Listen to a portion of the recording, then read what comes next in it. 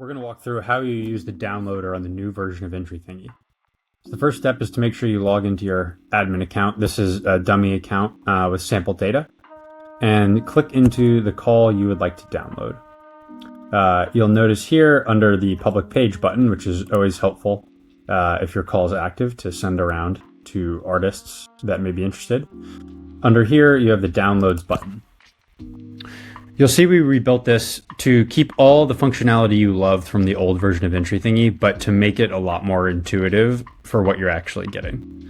These 4 selections up here are what we have found are kind of just the most common download packages. This is really everything. This is everything in CSV format and no images, so it'll come out a lot faster. Here's just a checklist of all accepted artists and their entries, and then here's the juror votes. However, most of our customers find that they need a little bit more custom options.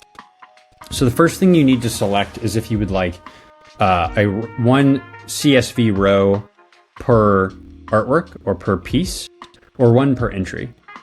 And just to differentiate these, if I'm an artist and I've submit one entry to your call, but it has 4 pieces in that entry, this will give me 1 row, this will give me 4 rows.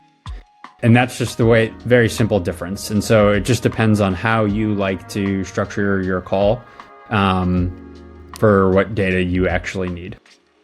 Let's just say we're going to do 1 row per piece, because this tends to be a little bit more popular of an option, whether you're setting up physical gallery space, whether you are downloading a checklist, or whether you just want to have a record of the data. From here, you're able to select what you actually want. So let's just say for my case, I would like first name, last name, emails, Instagram accounts, but I don't really need the rest.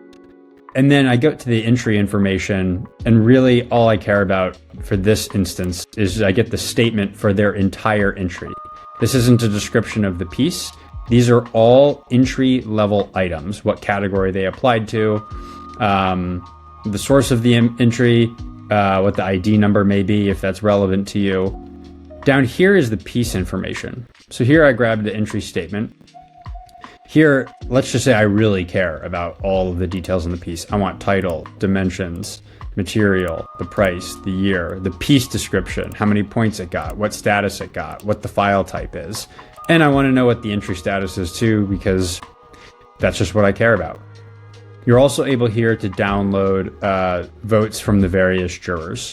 So here's our juror sample 3 jurors. And if let's just say I care about them all, I can grab their votes. Lastly, I'm able to come down here and filter by entry status. So we have this really helpful preview that one of the folks on our team built to prevent you from downloading, opening a file, and realizing it's really not what you wanted. In this instance, let's just say I clicked Group B. Right away, you're going to see my preview is going to have no rows in it because no one's actually in Group B. If I go to Submitted, in this particular dummy data, we have 1 entry that's been submitted, but really that's because most of them have already been marked as accepted. So this tells you what you're going to get before you actually click the download, and should save a good amount of the headaches that we had in the old version of EntryThingy. You're also able to do the same thing for piece status if you would like. Lastly, you have to decide if you'd like to include the images in the download, which is going to show you how many images populate, as well as the approximate size of that file. And then lastly, when some of these downloads are a little bit bigger, we actually email them to you and ready. We don't necessarily just generate a quick download here. So you come in here and you could say test@myemail.com, want to include images, and you'd be able to generate the download. You'll get a notification here that the download's being prepared, and you'll receive an email when it's done.